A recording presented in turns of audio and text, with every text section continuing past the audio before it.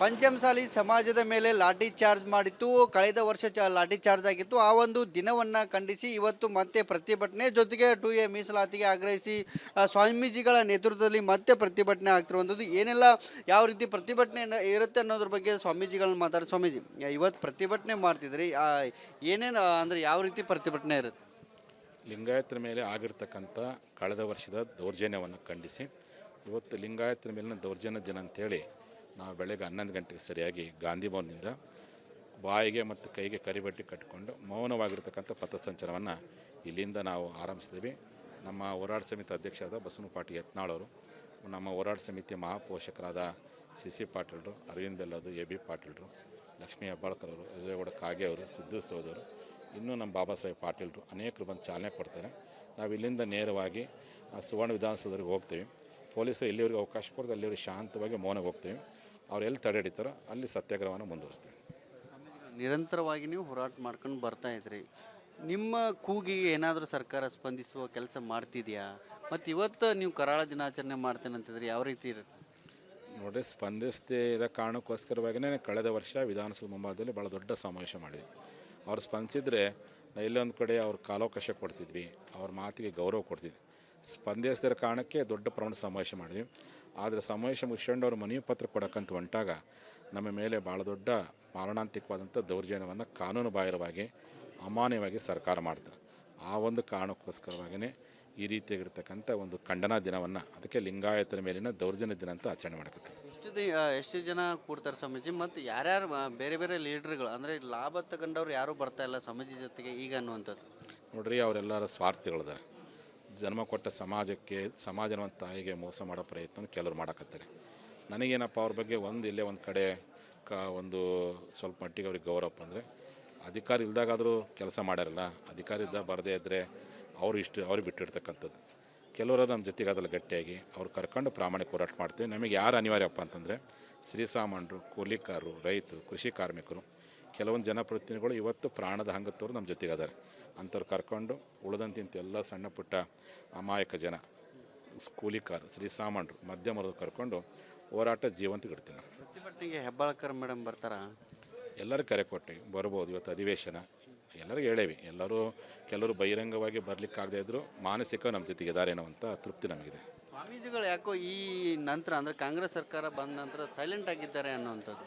ಅಲ್ಲ, ಕಾಂಗ್ರೆಸ್ ಸರ್ಕಾರ ಬಂದ ಮೇಲೆ ವಿಧಾನಸೌಧ ಮುತ್ತಿಗೆ ಹಾಕಿದ್ವಲ್ಲ, ಸೈಲೆಂಟ್ ಎಲ್ಲಿ ಬಂತು? ಮುತ್ತಿಗೆ ಹಾಕೋಕ್ಕೆ ಪ್ರಯತ್ನ ಪಟ್ವಿ, ಕೇಸ್ ಹಾಕಿದ್ವಿ.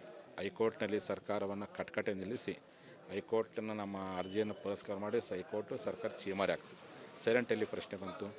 ಹಿಂದೆ BJP ಸರ್ಕಾರ ಇದ್ದಾಗ ನಾವು ಮುತ್ತಿಗೆ ಪ್ರಯತ್ನ ಪಟ್ಟ ಸಂಧಾನ ಮಾಡಿದ್ವಿ. ಇವರು ಸಂಧಾನ ಮಾಡಲಿಲ್ಲ. ಮುತ್ತಿಗೆ ಹಾಕೊಂಡು ಚಾರ್ಜ್ ಆದ ಬಳಿಕ ಹೋರಾಟನ ಮಾಡ್ತಿಲ್ಲ ಸ್ವಾಮೀಜಿಗಳನ್ನು. ಹೋರಾಟ ನಿರಂತರ ಮಾಡೋಕ್ಕತ್ತವ್ರೆ. ಎಲ್ಲಿ ಬಿಟ್ಟೇವಿ? 6 ತಿಂಗಳು ಹೈಕೋರ್ಟಲ್ಲಿ ಹೋರಾಟ ಮಾಡಿ ಹೈಕೋರ್ಟ್ನಲ್ಲಿ ಗೆದ್ದಿವಿ. ಅದಾದ ನಂತರ ಆರೋಗ್ಯರಿಂದ 8ನೇ ಹಂತದ ಹೋರಾಟ ಮಾಡೇವಿ. ಹೋರಾಟ ನಿರಂತರ ಐತಲ್ಲ. ಯಾಕೆ ಸ್ವಾಮೀಜಿ ನೀವು ಹೋರಾಟ ಮಾಡ್ತಿದ್ರು, ಯಾಕೆ ಇದು ಫಲ ಸಿಗ್ತಿಲ್ಲ ಅನ್ನೋ? ಮತ್ತು ದೊಡ್ಡ ಸಮಾಧಾನಕ್ಕಲ್ಲಿ ಕೆಲವು ಎಲ್ಲರಿಗೂ ಒಂದು ರೀತಿ, ಕೆಲವರು ಹೊಟ್ಟೆ ಕಿಚ್ಚು. ಇವ್ರಿಗೇನಾದರೂ ಮೀಸಲಾತಿ ಕೊಟ್ಟರೆ ಇವ್ರ ಮಕ್ಕಳು ವಿದ್ಯಾವಂತರಾಗ್ತಾರೆ, ಆರ್ಥಿಕ ಸಬಲರಾಗ್ತಾರೆ, ರಾಜಕೀಯ ಬೆಳೀತಾರೆ. ಹೊಟ್ಟೆ ಕಿಚ್ಚಿಂದ ಕೆಲವೊಂದು ಕುತಂತ್ರಿಗಳು ಇದನ್ನು ತಪ್ಪಿಸೋ ಪ್ರಯತ್ನವನ್ನು ಎಲ್ಲ ಪಕ್ಷದಲ್ಲಿದ್ದಾರೆ. ಅವರೆಲ್ಲ ಕೂತ್ಕೊಂಡು ಕುತಂತ್ರ ಮಾಡಕತ್ತಾರೆ. ಆದರೆ ಒಂದು ನನಗೆ ಭರವಸೆ ಐತಿ, ಈಗಾಗಲೇ ಮಾದಿಗ ಮೀಸಲಾತಿ ಹೋರಾಟದ ವಿಜಯ, ವಾಲ್ಮೀಕಿ ಜನಾಂಗದ ಹೋರಾಟದ ಜಯ, ಮರಾಠ ಸಮಾಜ ಸಿಕ್ಕಿರ್ತಕ್ಕಂಥ ಭರವಸೆ ನೋಡಿದಾಗ ನಮ್ಮ ಸಮಾಜಕ್ಕೂ ನ್ಯಾಯ ಸಿಗುತ್ತೆ ಅನ್ನೋಂಥ ನಂಬಿಕೆ, ವಿಶ್ವಾಸ ನಮ್ಮದಿದೆ. ನಾವು ಪದೇ ಹೇಳ್ತಾ ಇದ್ರಿ, ಏನು CM ಅವರೇ ನಮ್ಮ ಜೊತೆಗೆ ಬರಬೇಕು, ನಾವು ಅವ್ರ ಕಡೆ ನಾವು ಹೋಗಂಗಿಲ್ಲ ಅನ್ನುವಂಥದ್ದು. ಬರ್ತಾರಾ ಅವರು ಅಂತ? ಮುಖ್ಯಮಂತ್ರಿಗಳು ನಾನು ಅವ್ರು ಕರೆದ 2 ಸರಿ ಹೋಗೇವಿ. ಈಗ ಅವ್ರು ನಮಗೆ ಹೊಡೆದ್ರು, ಅಧಿವೇಶನದಲ್ಲಿ ಸಂವಿಧಾನ ವಿರೋಧಿ ಶಬ್ದ ಬಳಸ್ಯಾರೆ. ಅವರಾಗೆ ನಮಗೆ ಕರೀಲಿ, ಅವರಾಗೆ ಕರೆದು ನಮ್ಮೆಲ್ಲರ ಜೊತೆ ಮಾತಾಡ್ಕೊಂಡು ಅವ್ರು ಎಲ್ಲಿ ಕರೀತಾರಲ್ಲಿ ಹೋಗಿ ಮೀಸಲಾತಿ ಬಗ್ಗೆ ನಾವು ಚರ್ಚೆ ಮಾಡ್ತೀವಿ. ಸ್ವಾಮೀಜಿ, ಲಾಠಿ ಚಾರ್ಜ್ ಮಾಡಿದವ್ರು ನಿಮ್ಮನ್ನು ಕರೀತಾನ? ಮನಸ್ಸು ಪರಿವರ್ತನೆ ಆಗ್ಬೋದು, ಮನುಷ್ಯನ ಮನಸ್ಸು ಪರಿವರ್ತನೆ ಆಗ್ಬೋದು, ಕರುಣೆ ಬರ್ಬೋದು. ಎಲ್ಲ ಸಂದರ್ಭದಲ್ಲಿ ಎಲ್ಲ ಪಕ್ಷದಲ್ಲಿ ಇಂಥ ಘಟನೆಗಳು ಆಗಿರ್ತಕ್ಕಂಥವು ಆಗಿರ್ಬೋದು. ಸರಿ ಮಾಡ್ಕೊಳ್ಳೋಕ್ಕೆ ಅವಕಾಶ ಇದೆ ಮುಖ್ಯಮಂತ್ರಿಗಳಿಗೆ. ಈಗಲೂ ಕಾಲ ಮಿಂಚಿಲ್ಲ. ಸರಿ ಮಾಡಿಕೊಂಡು ಸಮಾಜಕ್ಕೆ ನ್ಯಾಯ ನಿಮಗೆ ಇಷ್ಟ ಇದ್ದರೆ ಕೊಡಲಿಲ್ಲಪ್ಪ ಅಂದರೆ ಈ ರೀತಿಯಾಗಿ ಅವಹೇಳನಕಾರಿಯಾಗಿ ಅಧಿವೇಶನದಲ್ಲಿ ನಮ್ಮ ಸಮಾಜದ ಮೀಸಲಾತಿ ಹೋರಾಟವನ್ನು ಅಗೌರವಗೊಳಿಸೋ ಪ್ರಯತ್ನ ತಾವು ಮಾಡಬಾರ್ದಂತ ಅವ್ರಿಗೆ ಮನವಿ ಮಾಡ್ತೀನಿ. ಮುಂದಿನ ದಿನಗಳಲ್ಲಿ ಸ್ವಾಮೀಜಿಗಳ ಹೋರಾಟ ಯಾವ ರೀತಿ ಇರುತ್ತೆ? ಈಗಾಗಲೇ ಆರೋಗ್ಯರಿಯಿಂದ 8ನೇ ಹಂತದ ಹೋರಾಟವನ್ನು ಪ್ರತಿಜ್ಞಾ ಕ್ರಾಂತಿ ಅನ್ನುವಂಥ ಹೆಸರಲ್ಲಿ ಶುರು ಮಾಡಿವಿ. ಕರ್ನಾಟಕದ ಎಲ್ಲ ತಾಲೂಕಲ್ಲಿ 3 ವರ್ಷಗಳ ಕಾಲ ಮಾಡಿ ಪ್ರತಿ ಬೂತ್ಗೆ ಸಂಘಟನೆ ಮಾಡ್ತೀವಿ. ಆಯಾ ಭಾಗದ ಶಾಸಕರು ಈ 3 ವರ್ಷದಲ್ಲಿ ನಮ್ಮ ಹೋರಾಟಕ್ಕೆ ಎಷ್ಟು ಮಟ್ಟಿಗೆ ಬೆಂಬಲ ಕೊಡ್ತಾರೋ ಅವರು ನೀವೆಲ್ಲ ಗೌರವ ಕೊಡ್ರಿ. 2028ಕ್ಕೆ ಯಾರು ಸಹಕಾರ ಕೊಡಲ್ಲ ಅವರು ನೀವು ಕಡೆಗಣಿಸಿ ಎನ್ನುವಂಥ ಹಿನ್ನೆಲೆಯೊಳಗೆ ಎಲ್ಲ ಕಡೆಯೂ ಪ್ರತಿಜ್ಞಾ ಕ್ರಾಂತಿ ಅನ್ನುವಂಥ ಹೆಸರಿನಲ್ಲಿ ಪಂಚಮಸಾಲಿ ಅಭಿಯಾನವನ್ನು ಶುರು ಮಾಡ್ತೀವಿ. ಇದಿಷ್ಟು ಸ್ವಾಮೀಜಿಗಳು ಹೇಳ್ತಿರುವಂಥದ್ದು. ಪ್ರಮುಖವಾಗಿ ಬರುವಂಥ ದಿನಗಳಲ್ಲಿ ಕೂಡ ನಾವು ಪ್ರತಿಜ್ಞಾ ಕ್ರಾಂತಿಯನ್ನು ಮಾಡ್ತೀವಿ. ನಮ್ಮ ಹೋರಾಟಕ್ಕೆ ಸ್ಪಂದನೆ ಮಾಡಿದಂಥ ರಾಜಕಾರಣಿಗಳಿಗೂ ಕೂಡ ತಕ್ಕ ಪಾಠವನ್ನು ಕಲಿಸುವ ಕೆಲಸವನ್ನು ಮಾಡ್ತೀವಿ ಅನ್ನೋ ಒಂದು ಮಾತನ್ನು ಕೂಡ ಹೇಳ್ತಿರುವಂಥದ್ದು. ಕ್ಯಾಮ್ರಾ ಪರ್ಸನ್ ಶಂಕರ್ ಜೊತೆ ಮೈಲಾರಪುರ, ರಿಪಬ್ಲಿಕ್ ಕನ್ನಡ, ಬೆಳಗಾವಿ. ಪಂಚಮಸಾಲಿ ಸಮಾಜದ ಮೇಲೆ ಲಾಠಿ ಚಾರ್ಜ್ ಮಾಡಿತ್ತು. ಕಳೆದ ವರ್ಷ ಲಾಠಿ ಚಾರ್ಜ್ ಆಗಿತ್ತು. ಆ ಒಂದು ದಿನವನ್ನು ಖಂಡಿಸಿ ಇವತ್ತು ಮತ್ತೆ ಪ್ರತಿಭಟನೆ, ಜೊತೆಗೆ 2A ಮೀಸಲಾತಿಗೆ ಆಗ್ರಹಿಸಿ ಸ್ವಾಮೀಜಿಗಳ ನೇತೃತ್ವದಲ್ಲಿ ಮತ್ತೆ ಪ್ರತಿಭಟನೆ ಆಗ್ತಿರುವಂಥದ್ದು. ಏನೆಲ್ಲ ಯಾವ ರೀತಿ ಪ್ರತಿಭಟನೆ ಇರುತ್ತೆ ಅನ್ನೋದ್ರ ಬಗ್ಗೆ ಸ್ವಾಮೀಜಿಗಳನ್ನ ಮಾತಾಡಿ. ಸ್ವಾಮೀಜಿ, ಇವತ್ತು ಪ್ರತಿಭಟನೆ ಮಾಡ್ತಿದ್ರಿ, ಏನೇನು ಅಂದರೆ ಯಾವ ರೀತಿ ಪ್ರತಿಭಟನೆ ಇರುತ್ತೆ? ಲಿಂಗಾಯತರ ಮೇಲೆ ಆಗಿರ್ತಕ್ಕಂಥ ಕಳೆದ ವರ್ಷದ ದೌರ್ಜನ್ಯವನ್ನು ಖಂಡಿಸಿ ಇವತ್ತು ಲಿಂಗಾಯತರ ಮೇಲಿನ ದೌರ್ಜನ್ಯ ದಿನ ಅಂಥೇಳಿ ನಾವು ಬೆಳಗ್ಗೆ 11 ಗಂಟೆಗೆ ಸರಿಯಾಗಿ ಗಾಂಧಿ ಭವನದಿಂದ ಬಾಯಿಗೆ ಮತ್ತು ಕೈಗೆ ಕರಿಬಟ್ಟೆ ಕಟ್ಟಿಕೊಂಡು ಮೌನವಾಗಿರ್ತಕ್ಕಂಥ ಪಥಸಂಚಲನವನ್ನು ಇಲ್ಲಿಂದ ನಾವು ಆರಂಭಿಸಿದ್ವಿ. ನಮ್ಮ ಹೋರಾಟ ಸಮಿತಿ ಅಧ್ಯಕ್ಷರಾದ ಬಸವನ ಪಾಟೀಲ್ ಯತ್ನಾಳ್ ಅವರು, ನಮ್ಮ ಹೋರಾಟ ಸಮಿತಿಯ ಮಹಾಪೋಷಕರಾದ ಸಿ ಪಾಟೀಲ್ರು, ಅರವಿಂದ್ ಬೆಲ್ಲದು, AB ಪಾಟೀಲ್ರು, ಲಕ್ಷ್ಮೀ ಹೆಬ್ಬಾಳ್ಕರ್ ಅವರು, ವಿಜಯಗೌಡ ಕಾಗೆ ಅವರು, ಸಿದ್ದು ಸೋದವರು, ಇನ್ನೂ ನಮ್ಮ ಬಾಬಾ ಸಾಹೇಬ್ ಪಾಟೀಲ್ರು ಅನೇಕರು ಬಂದು ಚಾಲನೆ ಕೊಡ್ತಾರೆ. ನಾವು ಇಲ್ಲಿಂದ ನೇರವಾಗಿ ಸುವರ್ಣ ವಿಧಾನಸೌಧರಿಗೆ ಹೋಗ್ತೀವಿ. ಪೊಲೀಸರು ಎಲ್ಲಿವರೆಗೆ ಅವಕಾಶ ಕೊಡ್ತಾರೆ ಅಲ್ಲಿವರೆಗೆ ಶಾಂತವಾಗಿ ಮೌನಗೆ ಹೋಗ್ತೀವಿ. ಅವ್ರು ಎಲ್ಲಿ ತಡೆ ಹಿಡಿತಾರೋ ಅಲ್ಲಿ ಸತ್ಯಾಗ್ರಹವನ್ನು ಮುಂದುವರಿಸ್ತೀವಿ. ನಿರಂತರವಾಗಿ ನೀವು ಹೋರಾಟ ಮಾಡ್ಕೊಂಡು ಬರ್ತಾ ಇದ್ರಿ. ನಿಮ್ಮ ಕೂಗಿಗೆ ಏನಾದರೂ ಸರ್ಕಾರ ಸ್ಪಂದಿಸುವ ಕೆಲಸ ಮಾಡ್ತಿದೆಯಾ? ಮತ್ತು ಇವತ್ತು ನೀವು ಕರಾಳ ದಿನಾಚರಣೆ ಮಾಡ್ತೇನೆ ಅಂತಿದ್ರಿ, ಯಾವ ರೀತಿ ಇರುತ್ತೆ? ನೋಡಿರಿ, ಸ್ಪಂದಿಸದೇ ಇರೋ ಕಾರಣಕ್ಕೋಸ್ಕರವಾಗಿಯೇ ಕಳೆದ ವರ್ಷ ವಿಧಾನಸೌಧ ಮುಂಭಾಗದಲ್ಲಿ ಭಾಳ ದೊಡ್ಡ ಸಮಾವೇಶ ಮಾಡಿದ್ವಿ. ಅವ್ರು ಸ್ಪಂದಿಸಿದ್ರೆ ಎಲ್ಲೊಂದು ಕಡೆ ಅವ್ರ ಕಾಲಾವಕಾಶ ಕೊಡ್ತಿದ್ವಿ, ಅವ್ರ ಮಾತಿಗೆ ಗೌರವ ಕೊಡ್ತಿದ್ವಿ. ಸ್ಪಂದಿಸದಿರೋ ಕಾರಣಕ್ಕೆ ದೊಡ್ಡ ಪ್ರಮಾಣದ ಸಮಾವೇಶ ಮಾಡಿದ್ವಿ.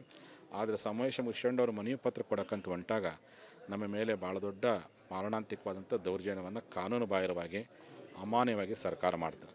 ಆ ಒಂದು ಕಾರಣಕ್ಕೋಸ್ಕರವಾಗಿಯೇ ಈ ರೀತಿಯಾಗಿರ್ತಕ್ಕಂಥ ಒಂದು ಖಂಡನಾ ದಿನವನ್ನು, ಅದಕ್ಕೆ ಲಿಂಗಾಯತರ ಮೇಲಿನ ದೌರ್ಜನ್ಯ ದಿನ ಅಂತ ಆಚರಣೆ ಮಾಡಕತ್ತೀವಿ. ಎಷ್ಟು ಜನ ಕೂಡ್ತಾರೆ ಸ್ವಾಮೀಜಿ? ಮತ್ತು ಯಾರ್ಯಾರು ಬೇರೆ ಬೇರೆ ಲೀಡ್ರ್ಗಳು ಅಂದರೆ ಲಾಭ ತಗೊಂಡವ್ರು ಯಾರೂ ಬರ್ತಾ ಇಲ್ಲ ಸ್ವಾಮೀಜಿ ಜೊತೆಗೆ ಈಗ ಅನ್ನುವಂಥದ್ದು? ನೋಡ್ರಿ, ಅವರೆಲ್ಲರ ಸ್ವಾರ್ಥಿಗಳಿದ್ದಾರೆ. ಜನ್ಮ ಕೊಟ್ಟ ಸಮಾಜನ ಒಂದು ತಾಯಿಗೆ ಮೋಸ ಮಾಡೋ ಪ್ರಯತ್ನ ಕೆಲವರು ಮಾಡಕತ್ತಾರೆ. ನನಗೇನಪ್ಪ ಅವ್ರ ಬಗ್ಗೆ ಇಲ್ಲೇ ಒಂದು ಕಡೆ ಒಂದು ಸ್ವಲ್ಪ ಮಟ್ಟಿಗೆ ಅವ್ರಿಗೆ ಗೌರವ ಅಂದರೆ, ಅಧಿಕಾರ ಇಲ್ದಾಗಾದರೂ ಕೆಲಸ ಮಾಡ್ಯಾರಲ್ಲ, ಅಧಿಕಾರ ಇದ್ದಾಗ ಬರದೇ ಇದ್ದರೆ ಅವ್ರಿಗೆ ಬಿಟ್ಟಿರ್ತಕ್ಕಂಥದ್ದು. ಕೆಲವರು ನಮ್ಮ ಜೊತೆಗೆ ಅದೆಲ್ಲ ಗಟ್ಟಿಯಾಗಿ ಅವ್ರು ಕರ್ಕೊಂಡು ಪ್ರಾಮಾಣಿಕ ಹೋರಾಟ ಮಾಡ್ತೀವಿ. ನಮಗೆ ಯಾರು ಅನಿವಾರ್ಯಪ್ಪ ಅಂತಂದರೆ ಶ್ರೀಸಾಮಾನ್ಯರು, ಕೂಲಿಕಾರರು, ರೈತರು, ಕೃಷಿ ಕಾರ್ಮಿಕರು, ಕೆಲವೊಂದು ಜನಪ್ರತಿನಿಧಿಗಳು ಇವತ್ತು ಪ್ರಾಣದ ಹಂಗತ್ತವರು ನಮ್ಮ ಜೊತೆಗೆ ಅದಾರೆ. ಅಂಥವ್ರು ಕರ್ಕೊಂಡು ಉಳಿದಂತಿಂತ ಎಲ್ಲ ಸಣ್ಣ ಪುಟ್ಟ ಅಮಾಯಕ ಜನ, ಕೂಲಿಕಾರ, ಶ್ರೀಸಾಮಾನ್ಯರು, ಮಧ್ಯಮರು ಕರ್ಕೊಂಡು ಹೋರಾಟ ಜೀವಂತಗಿಡ್ತೀವಿ. ಪ್ರತಿಭಟನೆಗೆ ಹೆಬ್ಬಾಳ್ಕರ್ ಮೇಡಮ್ ಬರ್ತಾರಾ? ಎಲ್ಲರೂ ಕರೆ ಕೊಟ್ಟಿವಿ, ಬರ್ಬೋದು. ಇವತ್ತು ಅಧಿವೇಶನ ಎಲ್ಲರಿಗೂ ಹೇಳೇವಿ. ಕೆಲವರು ಬಹಿರಂಗವಾಗಿ ಬರಲಿಕ್ಕಾಗದೇ ಇದ್ದರೂ ಮಾನಸಿಕ ನಮ್ಮ ಜೊತೆಗೆ ಇದ್ದಾರೇನೋ ಅಂತ ತೃಪ್ತಿ ನಮಗಿದೆ. ಸ್ವಾಮೀಜಿಗಳು ಯಾಕೋ ಈ ನಂತರ ಅಂದರೆ ಕಾಂಗ್ರೆಸ್ ಸರ್ಕಾರ ಬಂದ ನಂತರ ಸೈಲೆಂಟ್ ಆಗಿದ್ದಾರೆ ಅನ್ನೋವಂಥದ್ದು? ಅಲ್ಲ, ಕಾಂಗ್ರೆಸ್ ಸರ್ಕಾರ ಬಂದ ಮೇಲೆ ವಿಧಾನಸೌಧ ಮುತ್ತಿಗೆ ಹಾಕಿದ್ವಲ್ಲ, ಸೈಲೆಂಟ್ ಎಲ್ಲಿ ಬಂತು? ಮುತ್ತಿಗೆ ಹಾಕೋಕ್ಕೆ ಪ್ರಯತ್ನ ಪಟ್ವಿ, ಕೇಸ್ ಹಾಕಿದ್ವಿ. ಹೈಕೋರ್ಟ್ನಲ್ಲಿ ಸರ್ಕಾರವನ್ನು ಕಟ್ಕಟೆ ನಿಲ್ಲಿಸಿ ಹೈಕೋರ್ಟನ್ನು ನಮ್ಮ ಅರ್ಜಿಯನ್ನು ಪುರಸ್ಕಾರ ಮಾಡಿ ಹೈಕೋರ್ಟು ಸರ್ಕಾರ ಚೀಮಾರಿ ಆಗ್ತದೆ. ಸೈಲೆಂಟ್ ಎಲ್ಲಿ ಪ್ರಶ್ನೆ ಬಂತು? ಹಿಂದೆ BJP ಸರ್ಕಾರ ಇದ್ದಾಗ ನಾವು ಮುತ್ತಿಗೆ ಪ್ರಯತ್ನ ಪಟ್ಟ ಸಂಧಾನ ಮಾಡಿದ್ವಿ. ಇವರು ಸಂಧಾನ ಮಾಡಲಿಲ್ಲ. ಮುತ್ತಿಗೆ ಹಾಕೊಂಡು ಚಾರ್ಜ್ ಆದ ಬಳಿಕ ಹೋರಾಟನ ಮಾಡ್ತಿಲ್ಲ ಸ್ವಾಮೀಜಿಗಳನ್ನು. ಹೋರಾಟ ನಿರಂತರ ಮಾಡೋಕ್ಕತ್ತವ್ರೆ. ಎಲ್ಲಿ ಬಿಟ್ಟೇವಿ? 6 ತಿಂಗಳು ಹೈಕೋರ್ಟಲ್ಲಿ ಹೋರಾಟ ಮಾಡಿ ಹೈಕೋರ್ಟ್ನಲ್ಲಿ ಗೆದ್ದಿವಿ. ಅದಾದ ನಂತರ ಆರೋಗ್ಯರಿಂದ 8ನೇ ಹಂತದ ಹೋರಾಟ ಮಾಡೇವಿ. ಹೋರಾಟ ನಿರಂತರ ಐತಲ್ಲ. ಯಾಕೆ ಸ್ವಾಮೀಜಿ ನೀವು ಹೋರಾಟ ಮಾಡ್ತಿದ್ರು, ಯಾಕೆ ಇದು ಫಲ ಸಿಗ್ತಿಲ್ಲ ಅನ್ನೋ? ಮತ್ತು ದೊಡ್ಡ ಸಮಾಧಾನಕ್ಕಲ್ಲಿ ಎಲ್ಲರಿಗೂ ಒಂದು ರೀತಿ ಕೆಲವರು ಹೊಟ್ಟೆ ಕಿಚ್ಚು. ಇವ್ರಿಗೇನಾದರೂ ಮೀಸಲಾತಿ ಕೊಟ್ಟರೆ ಇವ್ರ ಮಕ್ಕಳು ವಿದ್ಯಾವಂತರಾಗ್ತಾರೆ, ಆರ್ಥಿಕ ಸಬಲರಾಗ್ತಾರೆ, ರಾಜಕೀಯ ಬೆಳೀತಾರೆ. ಹೊಟ್ಟೆ ಕಿಚ್ಚಿಂದ ಕೆಲವೊಂದು ಕುತಂತ್ರಿಗಳು ಇದನ್ನು ತಪ್ಪಿಸೋ ಪ್ರಯತ್ನವನ್ನು ಎಲ್ಲ ಪಕ್ಷದಲ್ಲಿದ್ದಾರೆ. ಅವರೆಲ್ಲ ಕೂತ್ಕೊಂಡು ಕುತಂತ್ರ ಮಾಡಕತ್ತಾರೆ.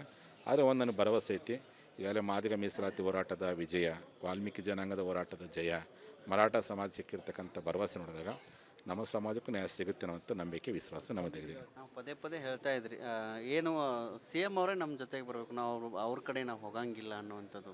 ಬರ್ತಾರಾ ಅವರು ಅಂತ? ಮುಖ್ಯಮಂತ್ರಿಗಳು ನಾನು ಅವ್ರು ಕರೆದ 2 ಸರಿ ಹೋಗೇವಿ. ಈಗ ಅವ್ರು ನಮಗೆ ಹೊಡೆದ್ರು, ಅಧಿವೇಶನದಲ್ಲಿ ಸಂವಿಧಾನ ವಿರೋಧಿ ಶಬ್ದ ಬಳಸ್ಯಾರೆ. ಅವರಾಗೆ ನಮಗೆ ಕರೀಲಿ, ಅವರಾಗೆ ಕರೆದು ನಮ್ಮೆಲ್ಲರ ಜೊತೆ ಮಾತಾಡ್ಕೊಂಡು ಅವ್ರು ಎಲ್ಲಿ ಕರೀತಾರಲ್ಲಿ ಹೋಗಿ ಮೀಸಲಾತಿ ಬಗ್ಗೆ ನಾವು ಚರ್ಚೆ ಮಾಡ್ತೀವಿ. ಸ್ವಾಮೀಜಿ, ಲಾಠಿ ಚಾರ್ಜ್ ಮಾಡಿದವ್ರು ನಿಮ್ಮನ್ನು ಕರೀತಾರ?